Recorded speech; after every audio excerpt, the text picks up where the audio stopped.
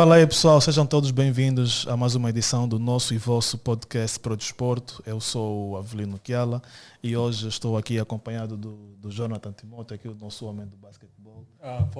Hoje não posso falar muito. Hoje, vamos já dar conta, porque ele não pode falar Queria muito. dizer o guru do basquetebol, mas não dá, vai ser desmascarado. Sim, totalmente. Para o pessoal que está lá em casa, não se esqueçam de nos seguir nas redes sociais, Instagram e TikTok, podcast _Pro Desporto, e sigam-nos também no Twitter, Pro Desporto apenas. Subscrevam também o nosso canal no YouTube, youtube.com/multisons, assim serão notificados sempre que tivermos conteúdo novo. Sem me esquecer também de mandar aqui um abraço ao pessoal da Talkplay, que tem nos apoiado desde o início. Para quem não conhece, a Talkplay é um aplicativo de streaming de músicas 100% angolano. Baixem na App Store, Play Store, experimentem e depois digam-me o que é que acharam. Hoje vamos falar sobre basquetebol. Temos aqui uma pessoa, como é que eu digo? Mais do que autorizada. Para falar sobre o assunto. Ele foi jogador de basquetebol, foi treinador de basquetebol, hoje é comentarista, passou por alguns clubes, passou pelo Sport Luanda e Benfica, mas pronto, mais do que estar aqui a falar, ele vai apresentar-se e falar um bocadinho sobre como começou e tudo mais. Então com vocês, Eduardo Batista Moscavide, muito boa noite, seja bem-vindo ao nosso espaço. Boa noite, obrigado pelo convite, mas já agora tu mandaste aqui uma boca que o Jonathan também jogou basquetebol. Não. O Avelino tem essa de me pôr em saias justas. Quando há um convidado especialista em alguma coisa, o Avelino tenta atirar a bola para o meu lado e... Não, longe disso. Ele não jogou basquetebol, mas eu costumo dizer que ele é a pessoa a quem eu recorro sempre que tenho uma dúvida sobre basquetebol. Então, sempre que preciso de uma opinião, de alguma dica, o show aqui é que me safa. Sou um fanático atento. Costumas ir aos jogos? Sim, não tanto quanto gostaria, mas... É como eu já fui mais. Agora cada vez é mais difícil. Porquê? Porque já estou com 75, quase a fazer 76. Faço em janeiro. Meu mês. E estar sentado às vezes nas bancadas já custa. Eu no sábado, por exemplo, fui ver o primeiro jogo, fui ver a final do handball do feminino, e depois queria ver o masculino, mas a coluna já não me deixou. Porque sentado naqueles lugares não dá, tem que estar recostado. E às vezes também já começa a faltar paciência para determinados jogos. Mas pronto, eu até gostaria de ter visto o jogo masculino, também entre o Inter e o 1º de agosto. Parabéns ao Inter e ao Petra por terem ganho. E vocês disseram que era de basquetebol e eu comecei pelo handball. Mas também posso dizer que eu também joguei handball. Joguei no Benfica de Luanda em Júnior, joguei no Ferroviário em Séniores uma época e fiz muito na altura desporto corporativo. Eu estou a falar nos anos 70, fiz muito desporto corporativo. Eu estava a trabalhar no BCCI, que era o Banco de Crédito Comercial de Angola. Havia os torneios corporativos e eram muitíssimo fortes. Os torneios eram de handball ou basquetebol? Handball e basquete. O basquete, vamos lá ver. Vamos então começar já com a minha vida, né? Vocês querem ouvir. E é mesmo começar por ali. Olha, eu comecei a jogar basquetebol aos 14 anos no Atlético Clube de Moscavide. Daí a alcunha Moscavide. Ok. E aos 16 anos, em 1965, os meus pais decidiram emigrar para a província de Angola na altura, era o nome que tinha, e eu vim com eles. Fui estudar na escola Vicente Ferreira, que fica ali no chamado bairro do Café, na altura hoje bairro da Sagrada Família, que é onde eu vivo. E saí da Vicente Ferreira e ia apanhar o autocarro para a Terra Nova, que era onde eu morava, e passei no largo que é hoje o Largo da Lac. Que lá num cantinho vejo uns miúdos a saírem com uma bola de basquete. Eu perguntei, então, mas aqui há algum clube? Aqui é o Sport Luanda e Benfica. E eu entrei. Entrei e na altura eu era muito grande. Porque repara, tinha 1,85 m, fui jogar na equipe de júniores do Benfica, que foi campeã de Angola nesse ano em júniores, e eu era o mais alto. Por isso 1,85 m naquela altura era hoje 2,05 m. Porque as pessoas eram muito mais baixas do que são hoje. Nós hoje conseguimos ter no campeonato nacional, eu não fiz há 2 anos atrás eu estive a escalonar isso e deu 38 jogadores acima dos 2 metros. Posso dizer-te que no meu tempo os jogadores mais altos tinham 1,90m, 1,91m e pouco mais do que isso. E repara que nós só começámos a ter jogadores mais acima dos 2 metros, assim, mais do que 2, 3 na própria seleção nacional, já nos anos 2000. Porque nós realmente tivemos o Nelson Sardinha, tivemos, sei lá, o Suca Quest, tivemos os Jean Jacques, mas ali a rondar os 2 metros, 2 metros e 1, 2 metros e 2, e eram 2, 3 jogadores, não era mais. Hoje não, hoje temos jogadores de basquetebol com acima dos 2 metros, temos muitos, temos mesmo muitos. Pois, como é que sai do basquetebol para a carreira de treinador e depois de treinador para documentarista? Bem, então vamos lá ver. Conseguinte, eu comecei a jogar basquete, vim aqui para o Benfica de Luanda, fiz 3 anos em júniores no Benfica de Luanda, isto em 95, 65, 66, 66, 67, 67, 68, e nessa altura, no final de 68, já estava com 19 anos, estava para ir para a tropa, e eu sempre fui muito esquisito. E também dizia assim, mas vou para a tropa para a guerra. Havia a guerra colonial. Não, eu não vou. Eu não vou para a guerra, eu não vou para a tropa. Então o que é que eu fiz? Agarrei, voluntário para a Força Aérea Portuguesa, porque estar na Força Aérea aquilo não é tropa, aquilo é ficar dentro da base, ou para a Marinha, ficar dentro, não anda na guerra. Ninguém fez mal, porque é que eu havia de ir para a guerra? Matar quem? E então voltei, fui para Portugal, para a metrópole na altura como se chamava, fui para a OTA, fiz 1 ano lá, fiz 1 ano em Alverca, joguei basquetebol no Atlético de Moscavide e em 1970 decidiram que eu tinha que vir para Angola. Vim para Angola, voltei para aqui, para Luanda, apresentei-me no Sport Luanda e Benfica. Então estás cá, não estás e tal, como é que é? E tal, vem jogar assim, não jogo mais porque eu não tenho capacidade. 2 anos perdidos a jogar numa equipe de 2ª divisão em Portugal não dá e tal. Tu vais treinar os minis. Comecei a treinar os minis. Ainda no Embondeiro, como nós chamávamos, que era ali onde é o Largo da Laca, ali ao lado da Laca. Okay. Quando o Benfica já jogava onde é hoje o Petro, não é? Comecei a treinar os minis, treinei iniciados, treinei juvenis, fui adjunto dos júniores, até que o futebol clube, eu estava na tropa, ganhava pouco, não é? O futebol clube banda convidou-me e pagava-me 2.000 escudos por mês. Eu na tropa ganhava 1.500. E aí eu comecei a ponderar, falei no Benfica. No Benfica ninguém ganhava dinheiro. A única pessoa que ganhava dinheiro era o Vicente Costa, que era o treinador. Mais ninguém ganhava dinheiro no basquetebol do Benfica. E mais, que isso acho que são histórias que devem ser contadas. O melhor jogador de Angola era o Agostinho Reis. Não sei se vocês ouviram falar, não devem ter ouvido, vocês são muito jovens ainda. Era o melhor jogador de Angola, o único jogador do basquetebol angolano que tinha vestido a camisola da seleção portuguesa, que foi convocado para um torneio que houve na África do Sul. E foi preciso, porque a direção disse que não tinha dinheiro para pagar ao treinador, foi preciso cotizarem-se algumas pessoas, 15 pessoas, 200 escudos cada uma, dava 3.000 escudos para pagar ao Vicente Costa. E uma das 15 pessoas foi o Agostinho Reis, que era o melhor jogador, não precisava disso, mas ele disse, não, eu quero ter um bom treinador. São mentalidades, cada um tem a sua mentalidade, o Agostinho podia fazê-lo, ganhava bem já na altura, os outros se calhar não podiam fazer ou não quiseram, isto cada um faz como entende. E então fui para o Futebol Clube de Luanda, comecei a treinar a equipe de juvenis do Futebol Clube de Luanda, no mesmo ano em que o Luanda foi campeão em séniores. Comecei a treinar os juvenis do Futebol Clube de Luanda, depois além de treinar os juvenis, onde foram feitos grandes jogadores da altura, um Arménio Coimbra, que poderia ter sido o melhor jogador de Angola se não fosse embora, um Didi, o falecido Didi, um Hilário de Souza, sei lá, tantos. E depois um Gingão, um Sanches, um Chiquinho Patrício.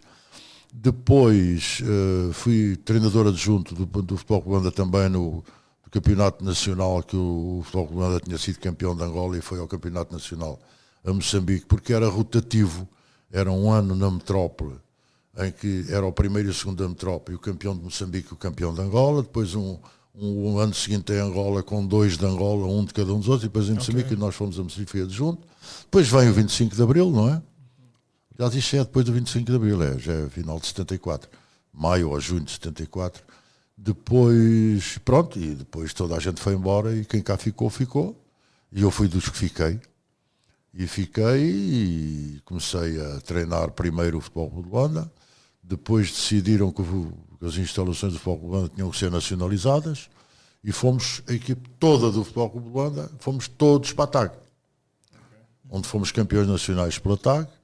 E depois, nessa altura, no finais de 79, nasceu-me o meu terceiro filho na altura.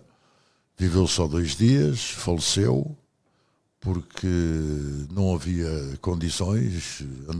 Andei à procura de incubadoras, não havia incubadoras, depois lá se encontraram incubadoras, mas não havia gás, nem ninguém que soubesse trabalhar com elas, e ele morreu por falta de assistência, no Hospital Maria Pia. Hoje não é Maria Pia, hoje é... Continua. Maria Pia. Josina Machel. Antigamente era Maria Pia. Josina Machel. Sim, é razão. E então, depois em janeiro, porque isto dá-se em dezembro, em janeiro os meus 2 outros filhos, o João e o Mauro, tiveram paludismo, não havia resoquina. Eu estava a ver os miúdos a ir embora. Andava a procurar de farmácia em farmácia, passei ali próximo da zona ali de 1º de Maio, encontrei o Nicola Bernardinelli, vocês devem ter sabido, que jogava futebol, jogou no Benfica de Luanda, no Sporting, no 1º de Agosto, foi treinador da Seleção Nacional. Estou a falar de pessoas que vocês nunca ouviram falar, não é? Nicola, O nome já ouvi, por acaso. que era brigadeiro, e ele disse, vamos dar uma boleia para... Eu disse, para onde é que vais? Dá uma boleia, vou para casa, já é tarde e tal, tenho que me fardar, não sei o quê. Eu disse, está bem, tu estás no prédio do Bispé, vamos lá então. O que andas a fazer? Eu disse, estou à procura de resoquina para os meus filhos. Então, espera aí, dá-lhe a volta. Fomos à farmácia militar, que ele era o diretor das farmácias militares. E ele arranjou-me resoquina para os meus miúdos. Era difícil. Hoje a vida é difícil, mas na altura era muito mais difícil. Estamos a falar em 79. E então, eu na altura trabalhava no Banco Nacional de Angola, na altura não se chamava expatriado, chamava-se outra coisa qualquer, que eu já não me lembro o nome. E a minha mulher ficou muito incomodada com aquilo, eu também fiquei muito incomodado com aquilo e decidimos ir embora. E então no final de 80 fomos embora. Depois de acabar os campeonatos de basquete nesse ano, fomos embora. E em 89 eu disse, eu quero ir para Angola outra vez. E vim. Cheguei aqui em novembro de 89, agora vamos passar para a cena de comentador. Cheguei em novembro de 89 e o Mateus Gonçalves e o Arlindo Macedo convidaram para comentar o Afrobasket de 89, primeiro que se fez em Luanda e o primeiro que ganhámos. Eu comentei para a Rádio Nacional de Angola. Depois parei mais 2 ou 3 anos e depois voltei já à Rádio 5. Fiz 97, assim, faço 89 e depois 97 na Rádio 5, no Senegal, ficámos em 3º lugar. 99 já faço na televisão, depois faço vários campeonatos para televisão, depois vou para lá. Posso dizer-vos que nunca ganhei um tostão. Eu acho que é importante dizer, e não só eu, há muitos como eu. Nunca ganhamos um tostão como comentadores desportivos. Nunca ganhamos um tostão. E mesmo aqueles que ganham alguma coisa, é alguma coisa. Não vou dizer que, quando nós vamos fazer coberturas ao estrangeiro, pagam-nos ajudas de custo. Pagam-nos ajudas de custo. Mas também o dinheiro fica todo lá.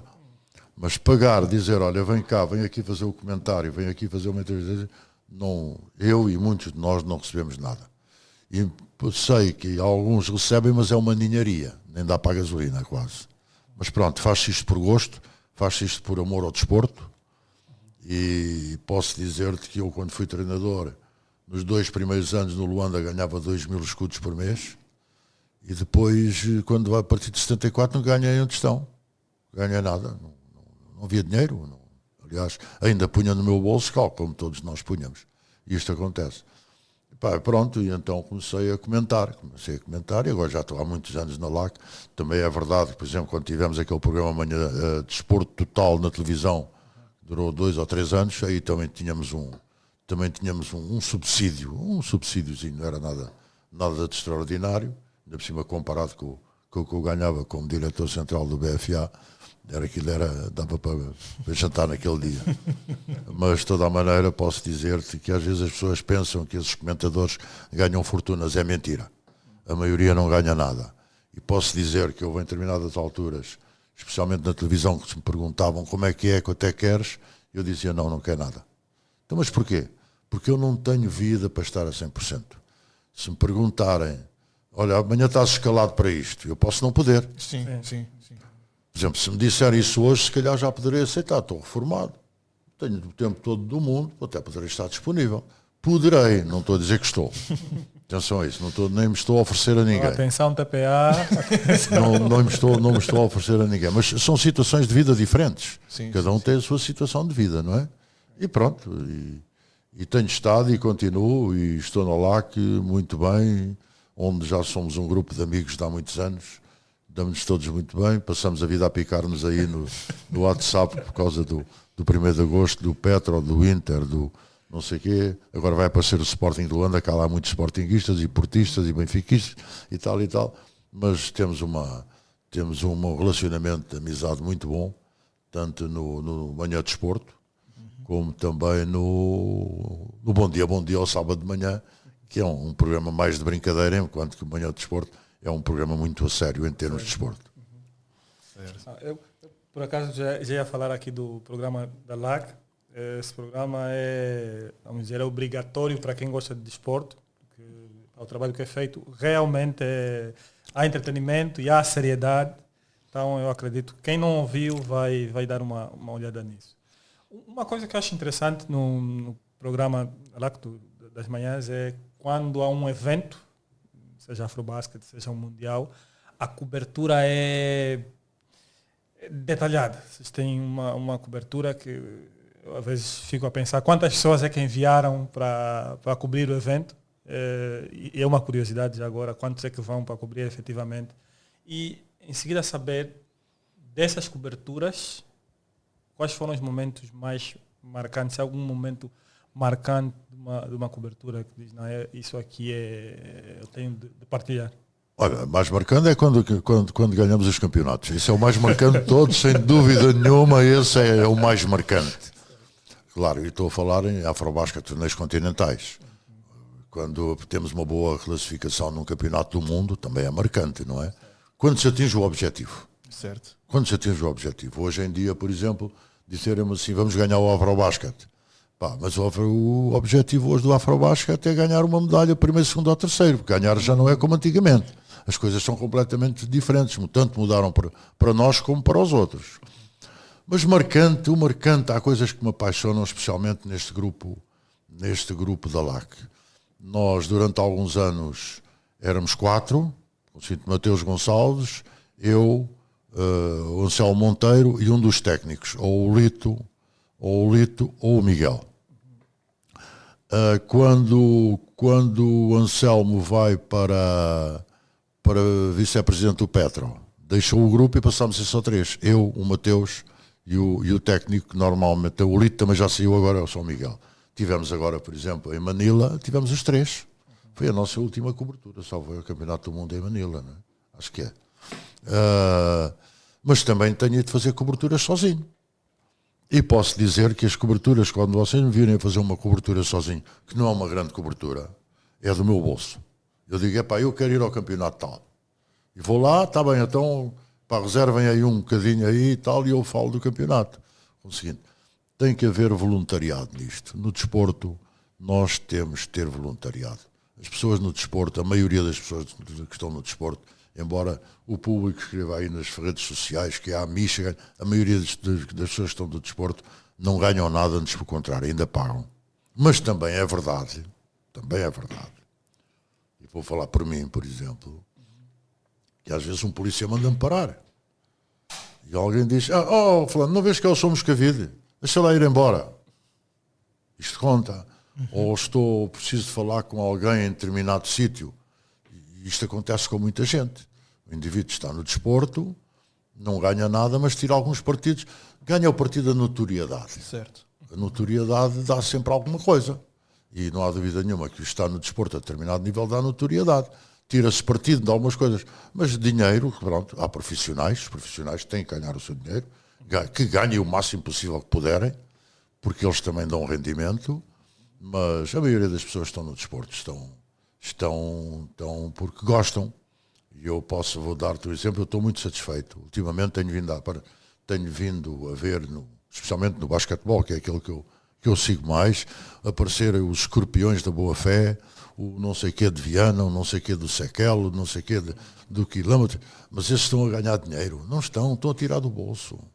E são treinadores, dirigentes, motoristas, pagam o candangueiro se não tiver carro para o candangueiro ir, estão a ganhar o que é no desporto. Não, estão a ser voluntários. É assim que se faz desporto em todo o mundo.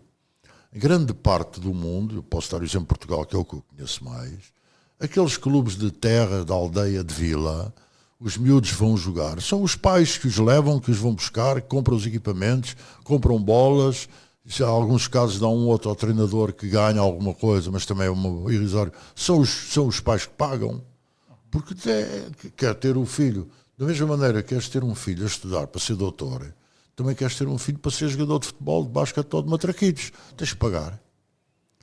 E então há muito voluntariado. É verdade também que nós aqui durante muitos anos se acusou as pessoas de irem para o desporto, para ganhar isto e para ganhar aquilo. É verdade, se diz. Eu não sei se é verdade, se é mentira, porque eu nunca vi ninguém receber nada. Também nunca paguei nada a ninguém. Mas há voluntariado. E é com o voluntariado que nós temos que fazer desporto.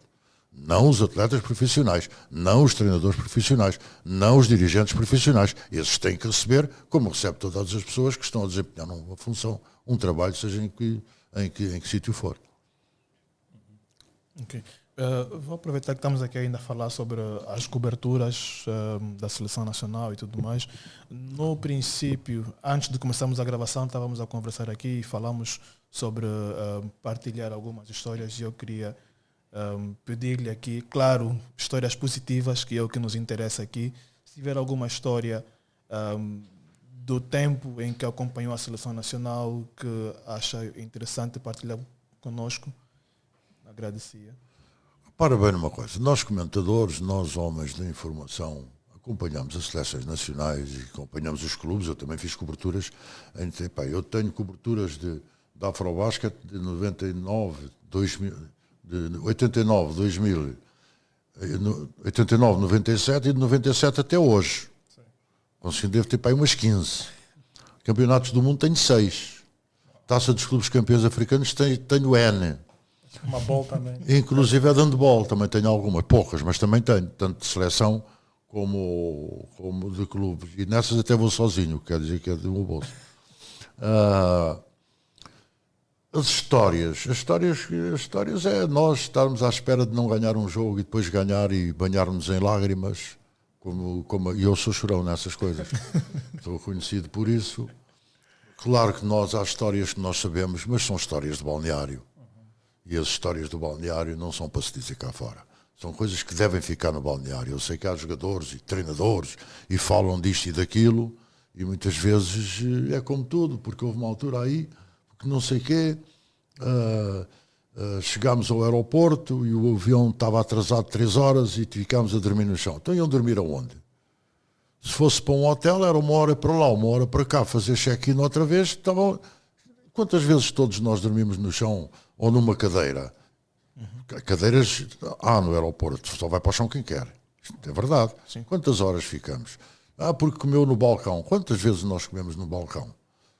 Quantas vezes? Estamos à espera do avião, estamos à espera, sai, não sai, olha, vamos comer onde há qualquer coisa. Quero comer melhor. A Federação diz, meus senhores, nós somos 30, 25, 24 e tal. Vamos fazer isto assim para ser uma coisa rápida, para organizarmos, e isto também está mal neste momento. Quem quer comer melhor e tem ajudas de custo, paga do seu bolso. Eu nunca pedi ao Mateus para me pagar um almoço ou um jantar no meio de um aeroporto. Eu paguei do meu bolso, tinha ajudas de custo. As ajudas de custo são para isso, não só para pôr no bolso. Claro que nós sabemos perfeitamente, temos colegas na imprensa, hoje já talvez não tanto, mas em determinadas alturas, que as ajudas de custo davam uma ajuda grande no seu no seu orçamento familiar anual, é verdade. Mas cada um é como cada qual. Cada um tem as necessidades que tem e cada um tem, e nós só temos que respeitar. E como temos que respeitar, nós não nos metemos nisso. Agora, histórias, olha, eu vou-te contar uma história muito gira. Em determinada altura, foi 2013, 2015, que não é a história da seleção, a história nós lá. 2013, nós estávamos a fazer uma boa cobertura. Segundo dizem, melhor que a Rádio 5. Segundo dizem, eu como não ouvi da Rádio 5, não sei. Não estou a fazer nenhuma crítica à Rádio 5. Isto é o que se diz. E diz o Arlindo Macedo, para mim e para o Mateus, vocês estão a fazer uma grande cobertura, como é que vocês têm aparelhos, parece melhores que os nossos, o que é que vocês fazem? E nós fechamos um bocado em copas, não sei, o computador igual e tal. E vocês arranjaram aí um marfinense que estava ali a passar cabos, porque nós tivemos que passar cabos da bancada central onde estávamos até ao topo do pavilhão cá para fora. Arranjaram um marfinense que andava aí às costas de outro marfinense. Quem era? É aquele que está ali. Não, aquele é o Anselmo Monteiro. Mas ele não conhecia o Anselmo. Mas o Anselmo, não, o Anselmo Monteiro é o diretor nacional do SIAC. Estava às costas assim, nós quando chegamos aqui tiramos os títulos. Nós chegamos aqui, tiramos os títulos. O nosso título é chegar a Luanda e dizer-nos, fizeram uma grande cobertura. Se é diretor, o Mateus é diretor da LAC. Mas ali no meio de nós somos todos. Pronto, ele é o chefe da delegação. Sim. Mas é mais um. Onde nós comemos, onde dormimos, onde bebemos, tanto é o Mateus que é diretor, como sou eu, o Anselmo, como é o técnico. Somos todos iguais. Dividimos as despesas, fazemos tudo igual. Isso. E é assim que nós conseguimos. É assim que nós conseguimos, é quando chegamos ali, não há problema nenhum. Por exemplo, eu sou o motorista. E nós temos uma que conseguimos implantar. Normalmente não alugamos quarto de hotel, alugamos casa. Sim. Para quê? Dormimos. Porquê? Porque nós muitas vezes temos que entrar em direto às 6 da manhã. Outras vezes temos jogo já em cima, gravamos um ou outro, que é raríssimo gravar. Eu não gosto de programas gravados. Os programas gravados normalmente saem mal. Direto é que é bom. Mas às vezes temos que gravar e ficamos a gravar até às 3 da manhã para um programa que vai sair às 6. Raramente se faz, mas às vezes há necessidade de fazer. E então nós preferimos estar numa casa em que nós é que definimos a hora da refeição. Porque, por exemplo, na Europa, tu a partir entre os 12, abrem para o pequeno almoço às 6 da manhã até às 9, fecham até ao meio-dia, abrem ao meio-dia, fecham às 15, depois só abrem às 19. Nós não podemos estar sujeitos a isso, nós temos que comer às horas que podemos. Então preferimos estar em casa e comemos na hora que nós queremos, na hora que nós temos as vagas, porque temos os programas para fazer, temos os jogos para fazer, muitas vezes para chegar ao pavilhão demora-se mais de uma hora, temos que fazer isso tudo. Normalmente o que é que fazemos? Alugamos um carro, dividimos o preço por 4, alugamos uma casa, fica mais barata do que cada um for para o seu quarto de hotel. Por norma, o Mateus faz o pequeno almoço.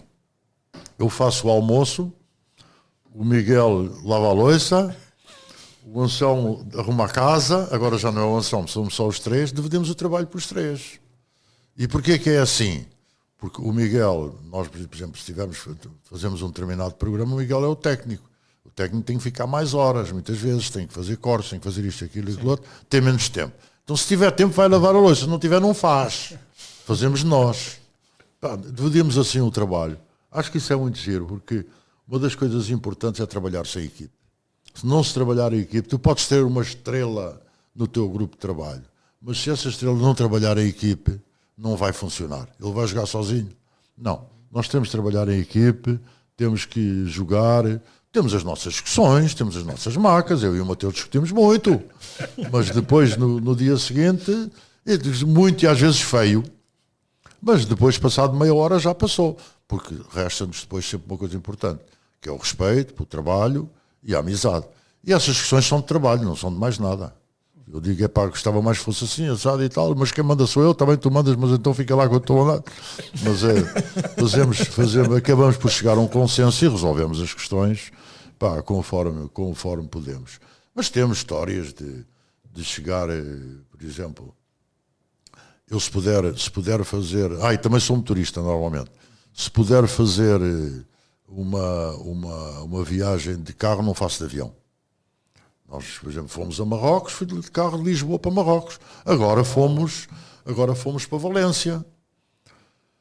E é engraçado, eu fui no dia 15, o Miguel foi no dia 25 e o Mateus foi no dia 30. Chegou lá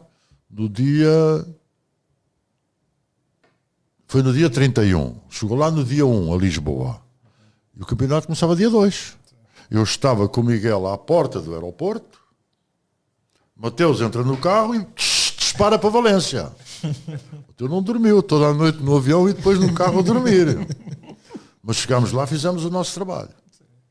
Fizemos o nosso trabalho muito a sério. Já fizemos campeonatos em Marrocos. Por exemplo, nós agora estamos a falar em possivelmente ir a Marrocos ao próximo cano de futebol.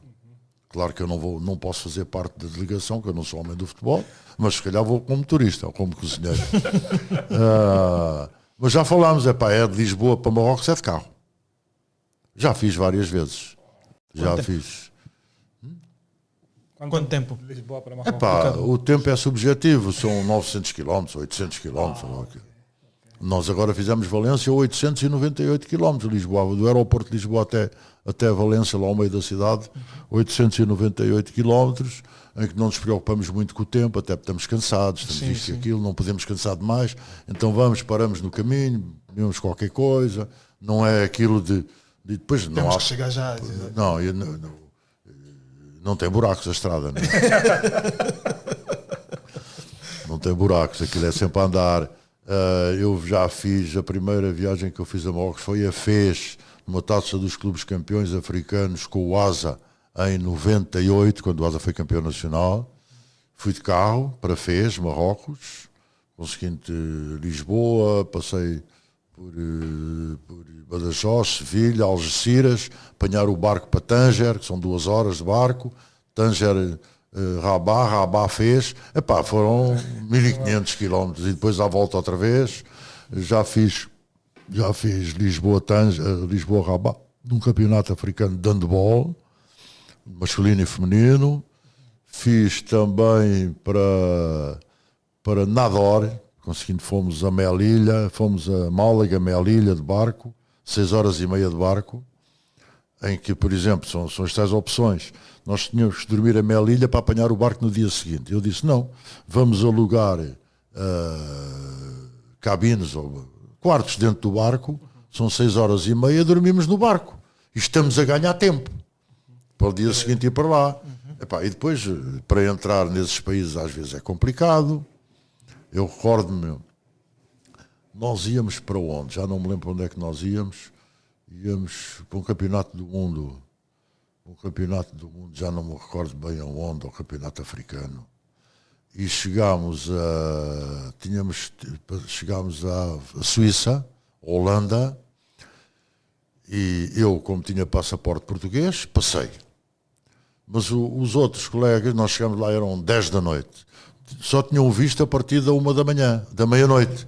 Ficaram do outro lado do aeroporto para entrar durante 1 hora ou 2 horas e à meia-noite e 5 passaram. Porque o visto era para o dia. São coisas giras, são aventuras que fazem com que nós aprendamos. E nós aprendemos. Também histórias assim, por exemplo, eu recordo que esta é uma história que todos nós falamos muitas vezes, é Madagascar, nós estamos a 10 segundos do fim a perder por 5 pontos, não é? E estamos na tribuna de imprensa, que está a Rádio 5, estamos nós e está a televisão. Nós é que estamos no meio. Faltavam 10 segundos, estamos a perder por 5 pontos e tal, e começamos, pronto, então agora vamos jogar do 5º para o 8º lugar, no pavilhão não sei quantos, às 8 da manhã, não sei o que mais. E eu com as minhas loucuras, tiro não foi de propósito, foi assim, tirei os auscultadores, tirei e disse uma asneira e disse, ainda vamos ganhar o jogo. Então vamos ganhar o jogo. O Milton vai fazer um triplo, vai roubar a bola, vai meter no Miller e o Miller faz 2 pontos, empatamos e vamos a prolongamento e ganhamos. Não é que foi isto que aconteceu. Foi mesmo o Milton que fez o triplo, foi o Miller que fez os 2 pontos. Fomos a prolongamento e ganhamos. Epá, e aí começou toda a malta toda, epá, vamos dar as mãos e tal, e tal, e tal. Foi na altura do desconto de tempo. Desconto de tempo em que também é verdade que epá, estamos a perder por 5 pontos a 10 segundos do fim, aquilo já está toda a gente doida. Epá, e é o Carlos Júlio que vem do balneário que tinha apitado o jogo anterior. E nós até vimos o Carlos Júlio, pá, com uma mochila na mão e sem camisa, a gritar para o Jaime: descontemos. E o Jaime, por acaso, já tinha pedido o desconto de tempo. O Jaime já o tinha pedido, mas se não tivesse pedido, o Carlos Júlio estava ali. Isto é giro, repara, nós estamos na bancada e temos estas reações. O árbitro, o nosso árbitro, que é proibido, ele não pode fazer aquilo, vem da cabine a correr em tronco nu, porque ele estava a ver o jogo na televisão na cabine, em tronco nu, a gritar com o nosso treinador. Repara, isto é que é giro, esta irmandade que se faz. E criam-se muitas amizades. Eu posso dizer-te que entre nós, comentadores, radialistas, jornalistas e os membros das seleções nacionais, treinadores e jogadores, temos uma certa amizade. Há um certo respeito entre nós e até amizade. Agora é um bocado mais difícil, porquê? Porque o treinador não abre as portas aos treinos, nós não podemos assistir aos treinos, os jogadores fecham-se mais, não temos grande. Depois, agora são uns, amanhã são outros, tem havido grandes diferenças, enquanto que antigamente tínhamos jogadores com 10 anos de seleção nacional. O grupo forte da seleção era 10 anos, quer dizer, então todos nós temos boas relações. Pronto, às vezes há uma clivagem ou outra, muitas vezes nós temos que dizer aquilo que um treinador ou um jogador ou um dirigente não gosta, mas temos que dizer, porque não andamos aqui para inventar nada, não é? E há pessoas que estão preparadas para ouvir a crítica e há pessoas que não estão preparadas para ouvir a crítica.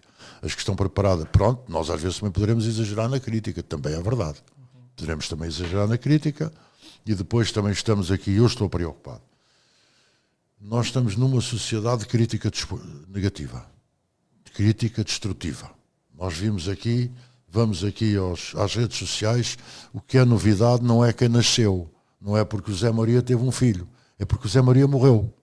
Ou porque o Zé Maria teve um filho e morreu. Isso é que é novidade. O Zé Maria ter um filho e nasceu e está bem não é novidade nenhuma.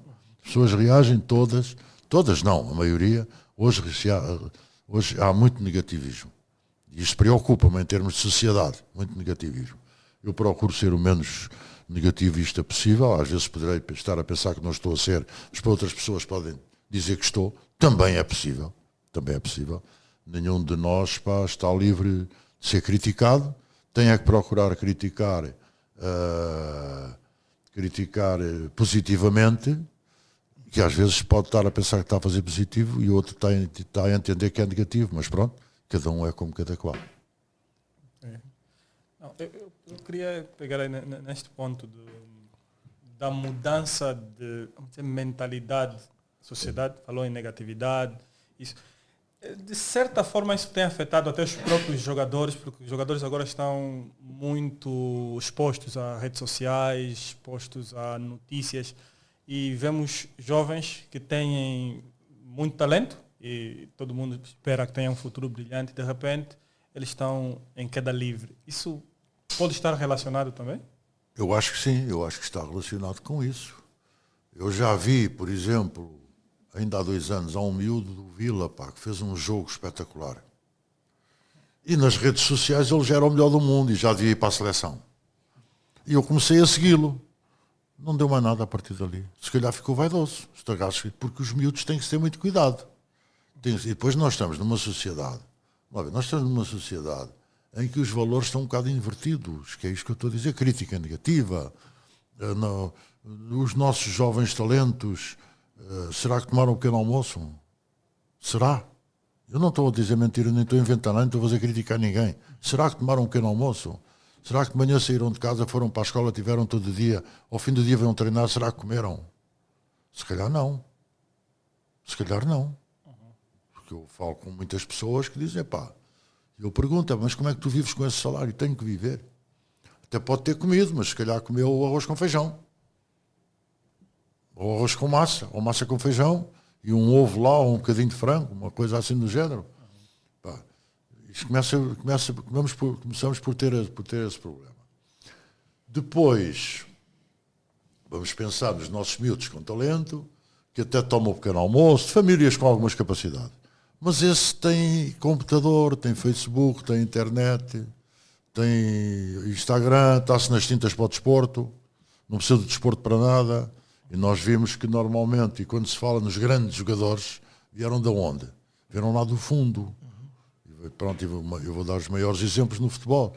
Cristianos Ronaldos e Messi e Maradonas e Pelé saíram de onde? Lá do fundo.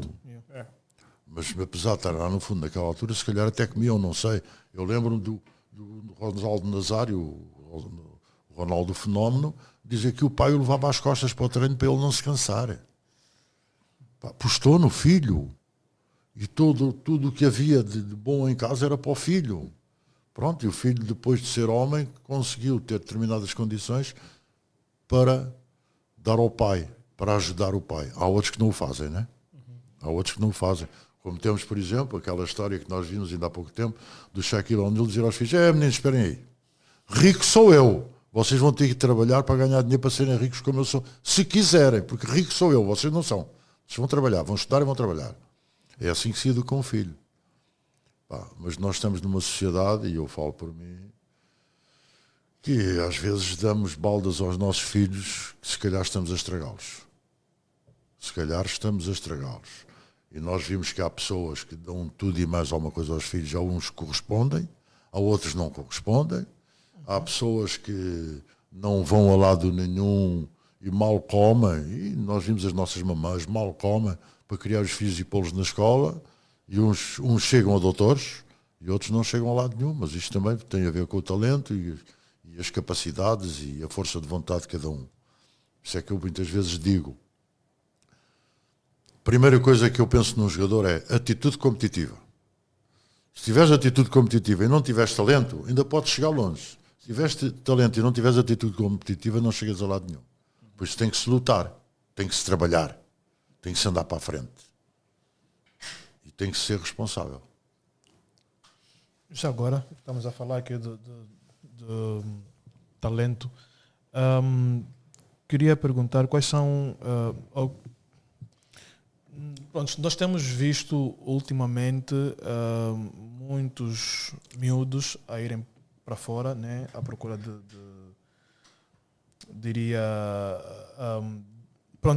de melhores condições para tentarem uma vida mais profissional, se assim posso dizer. Alguns para tentarem entrar para a NBA ou para as principais ligas no mundo.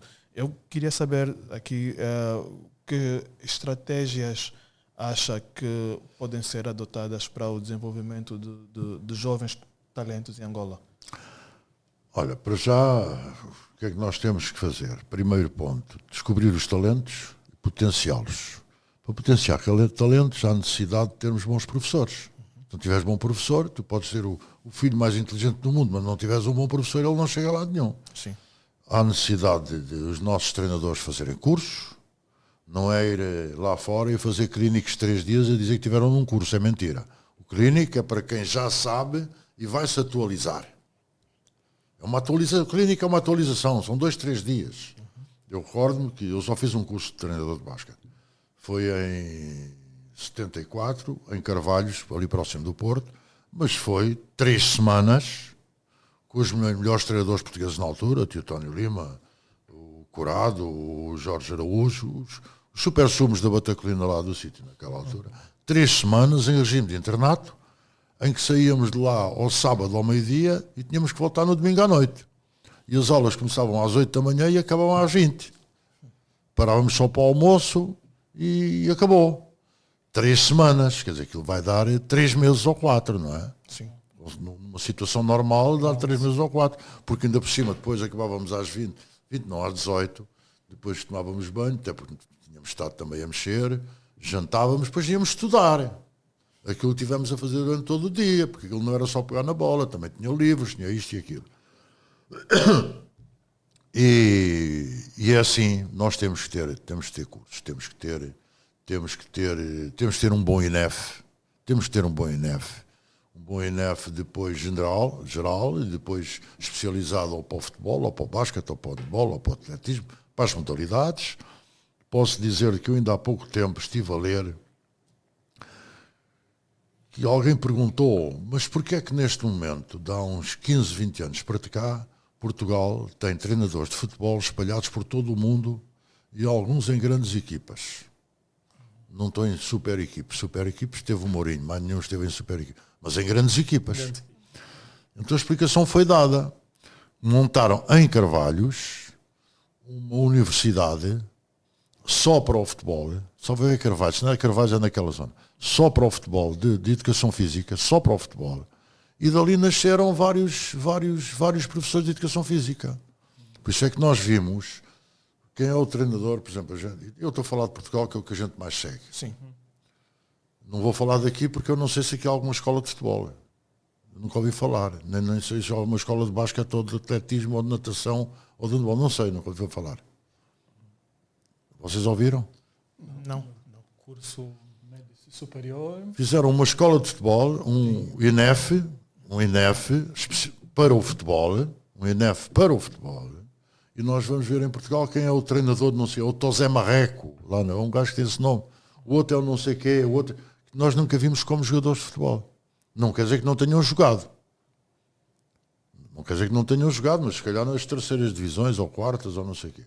Nós aqui, um indivíduo lá porque foi um bom jogador de basquete ou de futebol, já vai ser treinador. Não, primeiro tem que estudar. Claro que tem a vantagem de saber exemplificar, de saber fazer as coisas, de ter determinada técnica disto e daquilo. Será uma mais-valia. Mas se não for estudar, saber os quês e os porquês, como eu costumo dizer, como, quê e porquê, não chega a lado nenhum. E muitas vezes tu podes ter um indivíduo que é muito estudioso, que sabe muito de basquetebol ou de outra modalidade qualquer, mas não tem talento para explicar aquilo que sabe. Há casos assim. O gajo sabe para caralho. Chega aqui ao microfone, é uma maravilha. Depois mete-o no campo. E chega ao campo, só sai borrada, porque ele não consegue. Porque à volta do conhecimento, depois há a tal situação de há indivíduos, eu tive um treinador, que eu cheguei à conclusão, depois de eu tirar curso, e depois que eu sabia muito mais que ele. Mas mexer com a cabeça dos jogadores. Nunca conheci ninguém como aquele homem. Chamou-se Carlos Ferreira. Ele mexia com a cabeça dos jogadores. Ele tirava o máximo possível dos jogadores. Aquilo que muitos treinadores que sabem muito e não conseguem tirar o máximo possível. Tiram 50%, 60%, mas não tiram o máximo. E isto em tudo na vida, não é? Em tudo na vida. Há que saber também tirar. Por isso é que há psicólogos, há treinadores que me dizem que não precisam de psicólogos. Porque psicólogo é ele. Um Carlos Ferreira nunca precisou de psicólogo nenhum. Psicólogo é ele. Já agora vou contar esta história, que é absolutamente incrível. Nós somos campeões de júniores do Benfica em 65 e 66. E metade da equipe sobe a séniores, não, 3, 4 sobem a séniores, e vêm uns 4 ou 5 dos juvenis. Nós até éramos campeões de Angola de júniores, e os juvenis não foram campeões de Angola de juvenis, nem campeões de Luanda. Mas tinha, no grupo de trabalho de juvenis, que subiu um senhor chamado Mário Palma. E o nosso treinador, o Carlos Ferreira, chamou-me a mim e ao João Ambrósio, que era um dos mais velhos, e o João Ambrósio era o melhor jogador da equipe de longe, chamou-nos e disse, vem agora aqui estes miúdos, eles vão-nos dar uma ajuda grande, mas tem lá um indivíduo que é muito complicado, que é o Mário Palma, vou pô-lo a capitão da equipe. Capitão de equipe, sim, aquele assim vai ser responsabilizado, e quando quiser dizer as coisas, diz-me a mim diretamente, não vai dizer por trás, porque tem autonomia para falar comigo diretamente. E é assim que o Mário Palma é capitão da equipe. Ora, este treinador é um indivíduo, é um psicólogo, que naturalmente aquele lugar era do João Ambrósio. O João Ambrósio, em júnior, subiu a séniores e era o melhor marcador de Angola. O João Ambrósio nunca fazia menos de 20 pontos. E não havia triplo. Hein? Se houvesse triplo, então fazia 30. Mas o Mário Palma é que foi o capitão da nossa equipe. E tínhamos grandes jogadores. António Guimarães, António Patrício, Paulo Múrias, eu também por lá andava, Zeca de início, lá tinha Um Vasco Andrade, tínhamos ali jogadores já conceituados para júniores, e o puto, que veio de juvenis, é que foi o capitão da equipe. Precisamente por causa do psicológico, porque o Mário Palmeira é muito forte. É das pessoas que eu conheço muito fortes e até com uma capacidade de inteligência muito grande. Posso dizer que nós tivemos um tempo até, por exemplo, eu não estou a bajulá-lo, não preciso, tivemos um tempo até incompatibilizados e eu não deixei de o defender em determinadas alturas. E hoje mesmo também não temos uma relação a 100%. Vamos tendo, vamos falando. Mas já não é o que era. Inclusive ele é meu compadre, padrinho do meu segundo filho, Mauro. Mas era muito forte, por isso eu estou a dar exemplos de treinadores, um treinador muito forte, um Romero muito forte psicologicamente, muito forte. Em termos psicológicos, Vitorino também era um treinador forte. Hoje em dia temos algumas dificuldades, não vou falar dos treinadores de hoje em dia, porque ainda estão a trabalhar, não vou estar a catalogar jogadores. As pessoas que o façam, não vou estar a catalogar, os títulos falam por si, onde eles chegam falam por si, mas temos aqui alguns bons treinadores, mas acho que deviam estudar mais. Todos. E proporcionar-se algumas coisas a estes jovens que estão a aparecer agora, jovens jogadores, bons jogadores, mas não tiram curso nenhum, são lançados às feras, depois não ganham os jogos, são trucidados, até nas redes sociais. Não, tem que haver um acompanhamento, tem que haver cursos, tem que ser formados. E não nos podemos esquecer de um fator importante. Nós estamos a falar aqui, eu falei aqui, Vitorino Cunha, Mário Palma, Romero, né? Pois é. Mário Palma, INEF, Vitorino, INEF, Romero, psicólogo. Há bocadinho falei Nuno Teixeira, INEF. Pois é. Os professores. Pois é, não é? Professores. Pois é. É isso que nós temos que fazer. Eu, por acaso, tinha essa questão guardada mesmo, porque a Federação tem apostado em vários treinadores estrangeiros, e eu não só estrangeiros, mas com uma matriz, eu diria, um pouco diferente da que nós estamos habituados. Né? Tivemos treinador francês, espanhol, americano, isso. Se os nossos treinadores investirem na formação, será que é hora da Federação apostar em algum treinador nacional? Nós já tivemos sucesso com treinadores estrangeiros, já tivemos insucesso com treinadores estrangeiros, já tivemos sucesso com treinadores angolanos e já tivemos insucesso com treinadores angolanos. Isto é tudo muito subjetivo.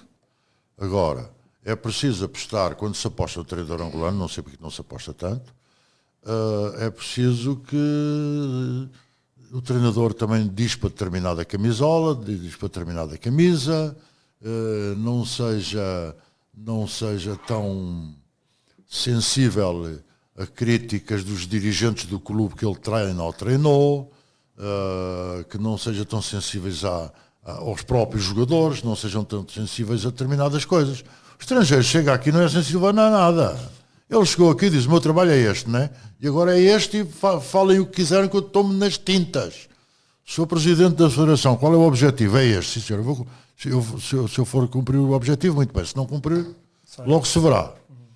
Nós sabemos muito bem que na nossa sociedade as coisas não são bem assim. As coisas são complicadas. Nós temos, por exemplo, dirigentes que querem ser campeões de juvenis e de júniores. Eu, por exemplo, nós agora ficámos em 5º lugar, 6º lugar, no submasculino e no subfeminino. Sim. Com 3 vitórias e 3 derrotas. O campeão faz 6-0 e o segundo classificado nos masculinos faz 3-3 também, como nós. Sim. Só que nos cruzamentos das eliminatórias deu assim. Deu assim. Mas tivemos um jogador que foi do 5 ideal. O Aginaldo. Eu costumo dizer, o treinador de formação é para pôr todos os anos um jogador na equipe sénior. E aí estás a fazer renovação permanente.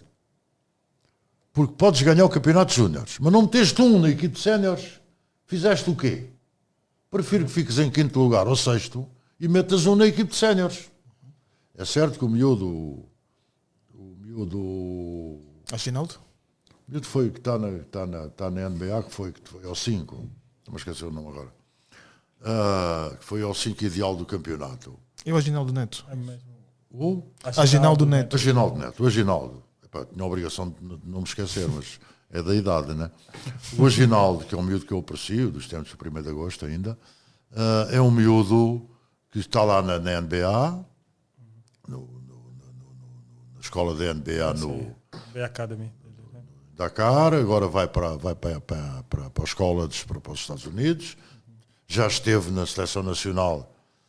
Não é porque ele tenha lugar nos 12, mas já é pensar no futuro, o que é muito importante, mas está lá.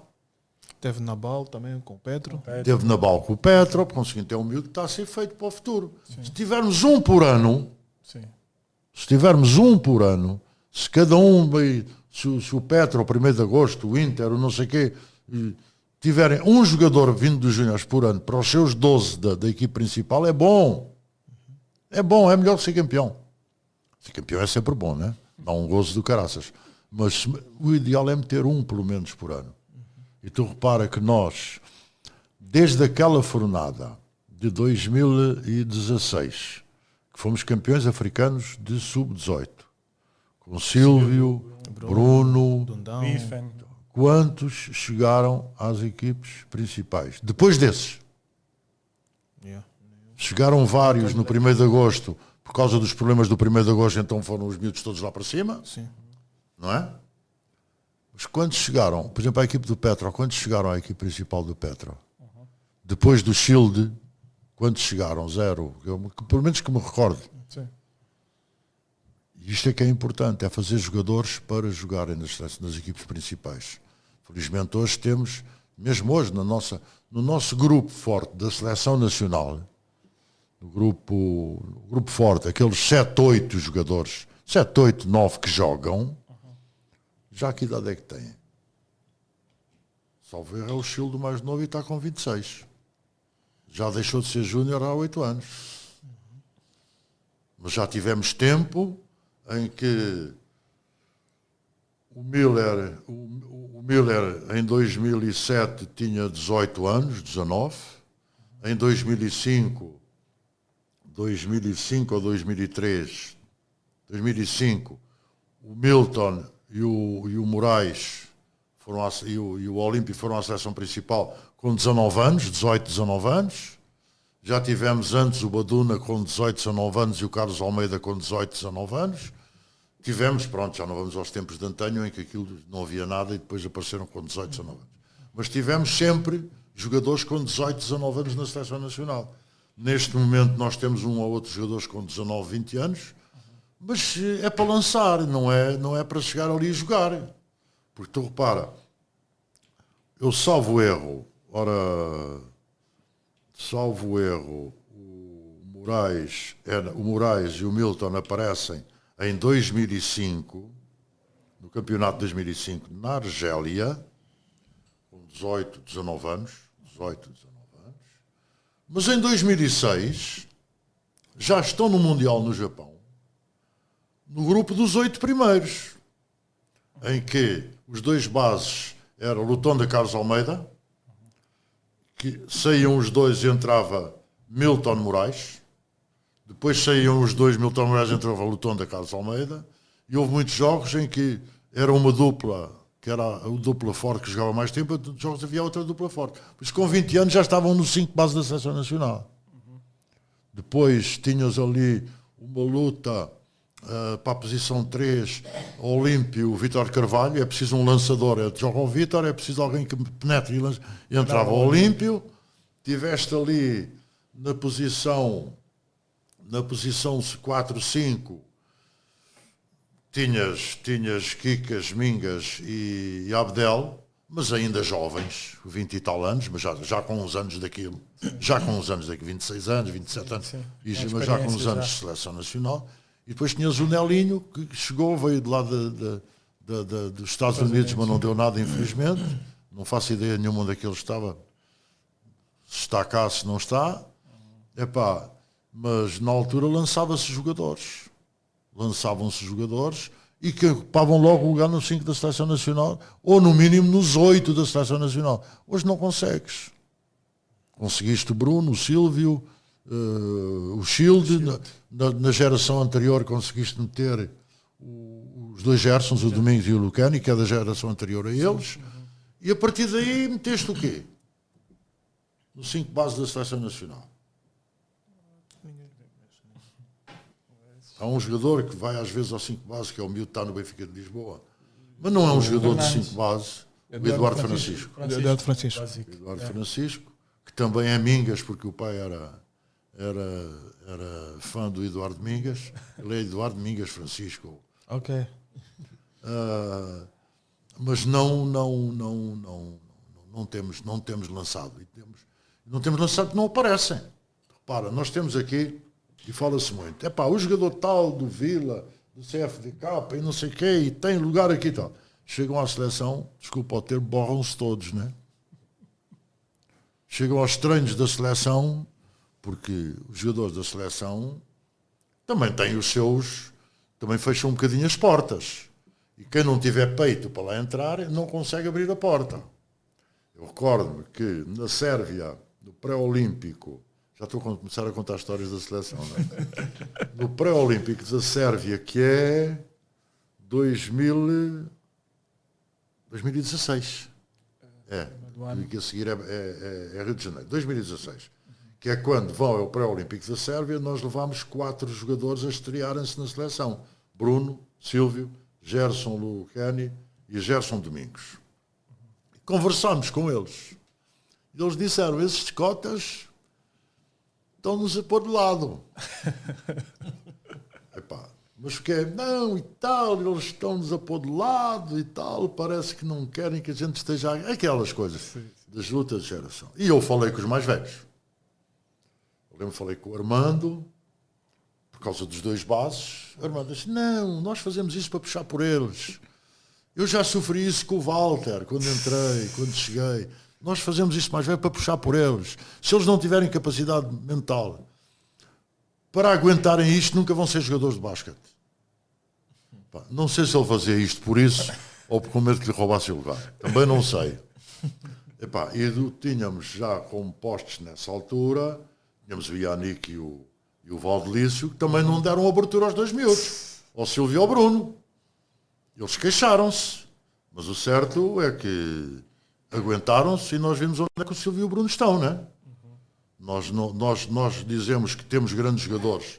Já agora vou começar a bater, né? Nós temos grandes jogadores, muito bons jogadores, mas nas primeiras divisões da Europa, quantos temos? Só o Gilson agora? Gilson e Silvio. Silvio? E o Silvio, sim. Silvio? Não faça essa cara. O Silvio tem estado sempre na primeira divisão da Europa. Não, estava a contar o... Teve o Yannick. Não, o Eduardo... Benfica, não sei Benfica, se ok, a primeira divisão da Europa. Okay. Também está. Mas isso também é a escola, ele teve aqui, foi a escola do Benfica, ele era júnior do Benfica. Uma coisa é certa, vem americano e vai americano e ele continua lá no plantel. Isso é que é a realidade. É porque o treinador acha que ele tem futuro. Renovou esse ano novamente. Renovou novamente. Sim. É porque o treinador acha que ele tem futuro. Certo. Também é verdade, e muitas vezes, e é importante, eu puxei isto ao princípio e agora vou dar a continuidade. Nós temos vários jogadores na Europa, mas não temos o miúdo que agora foi a base da nossa seleção, que está no Vitória de Guimarães, que foi do Passo de Arcos e esteve aqui, salvo erro, no Vila. O Meldes da Silva está na segunda, o Valdelício está na segunda francesa também, o miúdo que esteve na nossa seleção, que também é holandês, também estava o Coquila está na primeira divisão, mas esse também é a escola lá de fora, não é? Não é a nossa escola. Na NCAA quantos temos? Nós temos um monte de miúdos lá, mas aonde? Sim. Tem na segunda, terceira, né? Na NCAA, lá no sítio certo. Quantos temos? Temos os irmãos Miguel. Só o Celta. Os irmãos Miguel. Rifanesco já não joga. Já saiu, né? Sim, nesse momento só o Celta e mais? Em Maryland. E mais? Tivemos o Teotónio, noutros tempos, que eu saiba, o Teotónio. Tivemos o Valdelício, grandes campeonatos lá no Havaí, sim, muito forte. O Bunga, não sei se chegou a estar na principal. Acho que não. E mais quem? Não sei. Não sei. Os outros têm estado nas NCA 2, 3, outros não passam do college. Não nos podemos esquecer que, por exemplo, o Yannick é campeão americano de college, Sim. MVP americano de college, é campeão de divisão Da divisão deles. da NCAA lá pelo SMU. Western Union, é campeão da G-League, Sim. Com os Toronto. jogou vários anos na Europa. Na Europa tu tens, por exemplo, tens duas equipes italianas supers, duas equipes gregas supers, duas equipes daqui supers, depois tens terceiro, quarto, o Yannick andou em todas. Não na primeira, segunda, mas logo na terceira. Pronto. Não andou no Benfica nem no Sporting, mas andou lá no Porto e no Braga. O Porto ganhou o Benfica na Supertaça. Mas pronto, sentido figurado, não é? Sim, sim, sim. Mas tiveram sempre, o Yannick, pronto, agora decidiu vir para aqui. Agora, por exemplo, temos o Lucani, foi para a França. Pronto, e dizemos assim, o Lucani foi para a segunda divisão de França. Certo. Mas há aqui um problema que é importante, que nós temos que aferir. E as pessoas têm. Eu não sei se o Lucani não terá lugar numa equipe da primeira divisão de França. Se calhar tem. Só que há regras nos países que só pode jogar determinado número de jogadores estrangeiros. Certo. E então, entre americanos e africanos, angolanos, não sei o quê, muitas vezes preferem os americanos. Mas já são mais baratos. As pessoas pensam que o americano só é caro quando chega a determinado nível. Quando ele vem de lá, vem ao preço da chuva. Vem ao preço da chuva. Isso eu não sabia, por acaso. Não, eu posso dar já uma explicação sobre isso. Vem ao preço da chuva. E depois há o limite. Não são comunitários. Por exemplo, tu vais ver um Real Madrid, que é o campeão, não é sendo campeão da Europa, não foi o Real Madrid, foi o Olympiacos, mas pronto, costuma ser o Real Madrid. Vais ver quantos espanhóis tem. O Málaga foi agora campeão da bola, foi campeão da Intercontinental, não é? Não cabe. Ganhou a Supertaça agora de Espanha, limpando o Canto de Múrcia e limpando o Real Madrid, que foi o segundo classificado da Europa. Quer dizer, o Real Madrid e o Barcelona são dos 4 primeiros da Europa. E eles chegaram ali. Vai ver quantos espanhóis têm. Tem de todo o mundo. Sim. Porquê? Mas depois vais ver outras equipes que estão, sei lá, na Alemanha, noutros países quaisquer, e vais ver quantos espanhóis estão. Tem lá os espanhóis. Hoje em dia, isto é, com a abertura na Europa, os jogadores mudam de um lado para o outro, e estão num país e estão no outro país.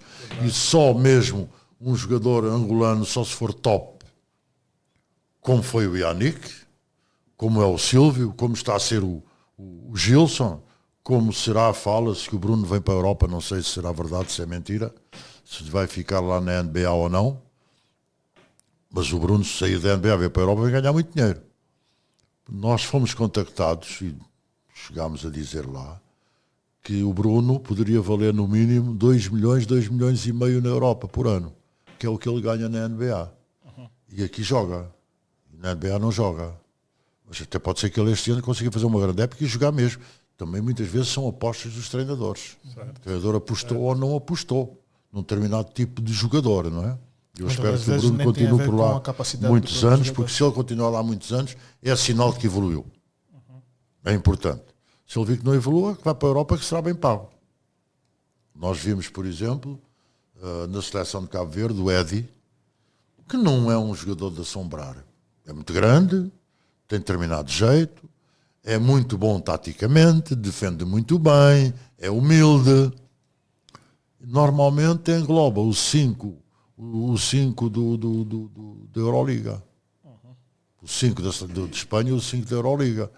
E não é um jogador que enche o olho, não é um jogador bonito. Não é um jogador bonito como foi um Olímpio ou um Moraes. Não é, nem pouco mais ou menos. Mas ali está lá ele. Está lá ele.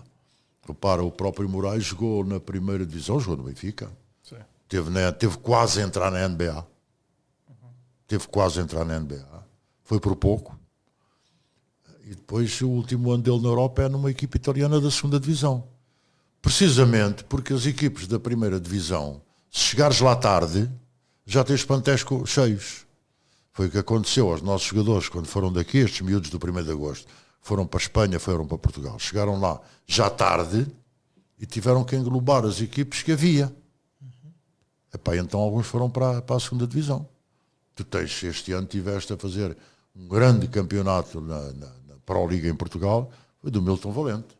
Fez um grande campeonato. Sim. O próprio Miller fez um grande campeonato. Sim. Fez um grande campeonato. Com as suas experiências, com a sua capital. Claro que ali não é a Liga Profissional primeira, é a 2ª Liga de Portugal. Mas de toda a maneira, já para a idade que ele tem, fez um grande campeonato. Temos muito bons jogadores lá fora, só como também há o tal problema dos plantéis e do limite de jogadores não comunitários. O limite de jogadores não comunitários. Falando nisso, um bocadinho eu falei e tu disseste que ias perguntar, que eu bocado faço entrevista sozinho.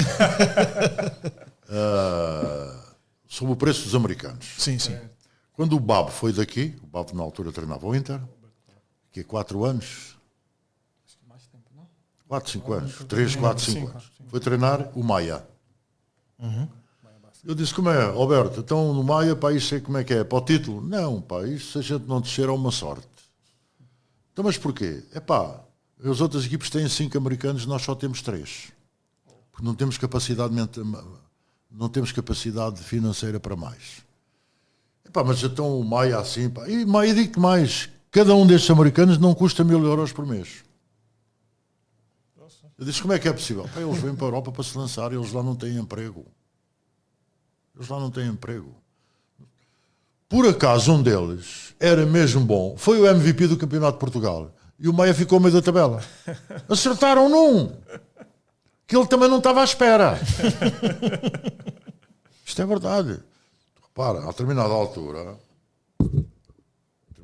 Claro que nós, quando vamos buscar americanos, já há americanos que andam a jogar pela Europa aqui, já têm alguma referência e pedem o dinheiro que querem. Sim. Porque por igual ficam na Europa. Ficou na Europa a passear, que é muito mais giro, né? Sim. Do que ir para aqui. Porque eles sabem que vêm aqui para o 1º de agosto, ou para o Petro, ou para o Inter, e fazem quantos jogos a sério por época? 4, 5. E é entre eles. E depois até se cansam de jogar uns contra os outros, né? Sim, sim, sim. Também é verdade. Sim, é sim. verdade. Isto é verdade. Mas tiveste o exemplo, por exemplo, Mário Eli. Diz-vos alguma coisa este nome? Mário Eli. Não. Mário Eli nos anos 80 e tal, 90. Nos 80. Veio para Portugal, estava lá na eram americanos, estava na NCA, veio para Portugal jogar na Ovarense, uma equipe que discutia o título. E perguntaram, mas Mário, tu tens hipóteses, tens convites de Espanha, de Itália e tal e tal e tal. Tenho, mas eu nessas equipes tenho convites, o mais que eu vou jogar são 20 minutos. Eu quero chegar à NBA. Eu venho jogar em Portugal e vou jogar 40 minutos por jogo. Porque eu quero chegar à NBA. Pois é. O seu Mário Eli na NBA foi 3 vezes campeão. E foi 3 anos considerado o melhor 6º jogador da NBA. Sabes o que quer dizer 6º jogador? 6º jogador é um polivalente. Podes ter um 6º jogador seja da posição 4 e 5 e tens um 6º jogador da posição 2 e 3 ou até 1. E ele era um da posição 1, 2. Era o 6º jogador. E durante 3 anos seguidos foi campeão da NBA. Foi pelo Santo António e pelo Detroit, salvo erro. 2 num e 1 no outro. Como o melhor 6º jogador da NBA. Era aquilo que eu dizia no outro dia. Para mim, o Zé Carlos Guimarães é dos melhores jogadores de Angola de sempre. Mas se eu fosse treinador da seleção, ele não jogava no 5. Porque ele tanto jogava a 1, como a 2, como a 3, como a 4, como a 5. Então é melhor ficar a 6º jogador e vai entrar para tirar alguém. Não entrar, aquele que tiver mal... Não interessa quem. Porque uma coisa, parafraseando aquilo que eu disse há bocadinho, o Carlos Ferreira, ele diz, o 5 inicial é uma coisa, o 5 forte da equipa é outra. O 5 forte é aquele que vai ganhar o jogo. O 5 inicial é o que vai receber as palmas do público. Mas normalmente nós usamos 5 inicial é o 5 forte. Sim. Mas às vezes não é bom. Às vezes não é bom. É o que o Santo António usava com Ginóbili no banco. Era o melhor jogador e ficava no banco. Era o sexto jogador. Sempre entrava na posição 1, 2 ou 3. Estás a ver? Por conseguinte, há determinadas nuances. Mário Hélio preferiu jogar em Portugal porque jogava 40, numa equipe discutida, porque ele sabia que jogava 40 minutos. E ele, para chegar à NBA, tinha que jogar 40 minutos durante 2 ou 3 anos. Se fosse para a Espanha ou Itália, jogava 20 minutos. Ele era miúdo. Chegou à NBA e foi quem foi. 3 vezes campeão. A jogar. Não é daqueles 3 vezes campeão que não jogam, ficam no banco. A fazer 25, 30 minutos por jogo. Como sexto jogador. É isto. Já agora, no próximo ano, nós vamos receber aqui o Afrobasket mais uma vez. Quais são as expectativas para Perspectivas? o torneio? Epá, tu não me deves conhecer bem. Eu posso estar a perder por 20 pontos ao minuto do fim. Ainda não perdi o jogo, só perdo quando ele acaba. Mas também ainda não ganhei se estiver a ganhar por 20 pontos. Certo. Para mim é para ganhar. Epá, depois, nós dizemos, olha, para mim é para ganhar. Se me disseres que é num campeonato do mundo, aos Jogos Olímpicos, é ficar no 9º lugar, ou 10º lugar, ou 11º lugar. O objetivo é ganhar. Mas vamos ver quais são as seleções que vêm, que jogadores vêm, e depois vamos dizer, se ficarmos em segundo é bom, se ficarmos em terceiro é bom, se ficarmos em segundo é mau, se ficarmos em terceiro é péssimo. Porque isto é tudo muito subjetivo. Vamos ver quem vem. Mas para já uma coisa é certa, é um título continental. Venha quem vier, é a seleção daquele país que eles puseram cá. E essa é que representa. Não sou como dizer, agora, porque já não apura para o Mundial nem para os Jogos. E qual é o problema? Toda a gente segue o Europeu de Futebol, não segue? Sim. Apura para quê? Para nada. Nada. É um título continental. Há quem respeite, há quem não respeite. Felizmente, nós em Angola temos respeitado sempre os campeonatos continentais. Tanto em júniores, juvenis, séniores, das mais variadas modalidades. Temos que respeitar. E isso é muito importante. Costumamos pôr cá os nossos melhores jogadores, desde que eles queiram e desde que o treinador também os convoque e que a direção e as direções das federações tenham capacidades financeiras para os pôr cá. Que às vezes não é fácil. Porque há muitos que não querem vir. Nós temos um tal problema em África de fazer os campeonatos, os canos em janeiro. E depois diz assim, o fulano está armado em bom, não quer vir, mas vem o fulano. Pronto, vamos dizer, sei lá, mas o Drogba e o... Pois, mas é que o Drogba e o Eto'o e o não sei quantos estavam a jogar lá na sua equipe, vêm ao africano e chegam lá, entram logo no 11 da equipa. Têm prestígio, têm força. Mas se for um gajo que anda a discutir um lugar, fica um mês fora, chega lá, o gajo está ocupado. Sim. Pois há jogadores que querem, há jogadores que não querem. Nós tínhamos esses problemas quando o Afrobasket era em dezembro. Tivemos algumas vantagens quando era em dezembro, porque os nossos jogadores jogavam cá. Então tínhamos essa vantagem, estavam todos disponíveis. Os que não jogavam cá jogavam em Portugal. É o caso do Jean Jacques, o Zé Carlos, o Aníbal, o Ângelo, o Necas, o David Dias. E havia uma certa condescendência até dos seus clubes. E repara bem numa coisa, porque muitas vezes há um jogador que é convocado para a seleção. E o treinador dele diz, cuidado, não metas o pé. Cuidado, metes o pé, podes-te lesionar e depois não jogas. E há outros que dizem, não, vai com força. Vai, não te preocupes connosco, vai representar o teu país. É porque ele sente alguma coisa de bom. Sim. Eu recordo-me em determinada altura, estou a falar, às vezes meto-me onde não devo. Em 95, o Vitorino sai e entra ao Romero para treinador. Nós fomos aos Pan-Africanos e não ganhámos. Ficou toda a gente assustada. Não ganhámos os Pan-Africanos. E dizia-se que o Zé Carlos e o Jean Jacques estavam lá, no Benfica, outros no Queluz. Não queriam vir. Porque havia determinadas macas, determinadas confusões. Eu fui lá no Natal e diziam que o Mário Palma estava a treinar o Benfica e não os queria deixar vir. Eu fui lá ao treino. Cheguei lá e disse, Mário, como é? Não quero deixar os putos ir para a seleção. Se eles quiserem ir, vão. Não tem problema nenhum. Nós, como temos 2 jogadores no Campeonato Africano, adiamos os nossos jogos. A nossa Federação permite isto. O Queluz também podem ir porque a Federação permite que adiamos os nossos jogos. Se forem jogos importantes, adiamos. Se não forem, a gente, até porque também no Natal o basquete em Portugal também entra de férias. Se eles podem ir. Pá, falei com o Zé Carlos e com o Jacques, depois do treino, não é? Pá, como é que é? Como é que é? Vocês vão? Não é por causa disto. Pronto, lá me contaram aquelas histórias do costume e tal, mas se vier cá determinado dirigente que nós confiamos, nós vamos. Pá, eu cheguei aqui, fui ao escritório de um dos nossos vice-presidentes, na altura da Federação, falei, ele foi lá e resolveu o problema e eles vieram. Senão não vinham. Em 95 foram ao campeonato. Outra história. Primeira vez que o Armando Costa veio à Seleção Nacional fui eu que o convoquei. O treinador era o Mário Palma. E o Mário Palma, eu vi o Armando Costa, ele estava no Queluz. O Queluz estava a disputar a taça dos clubes campeões europeus.